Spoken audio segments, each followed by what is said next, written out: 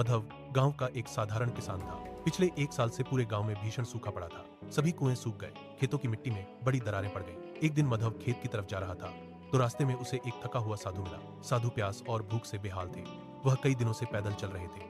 माधव ने उन्हें तुरंत अपने घर ले जाने का फैसला किया। घर में माधव की पत्नी के पास बहुत कम अनाज बचा था। उसे चिंता थी कि अगर हम साधु को खाना देंगे तो कल हम भूखे रह जाएंगे। लेकिन माधव ने कहा कि अतिथि को भूखा छोड़ना हमारा धर्म नहीं। उन्होंने बचे हुए आखिरी चावल से साधु के लिए भोजन बनाया। भोजन के बाद साधु ने मुस्कुराकर कहा, माधव, तुम्हारी भक्ति और सेवा ने मुझे बहुत प्रसन्न किया है। अचानक पूरे कमरे में अद्भुत हलचल हुई। साधु का सादा वस्त्र चमकदार पीले वस्त्र में बदल गया। उनके सिर पर सुनहरी कमल की माला चमकने लगी। वह स्वयं भगवान विष्णु बनकर प्रकट हुए। पूरे घर को दिव्य प्रकाश से रोशन कर दिया।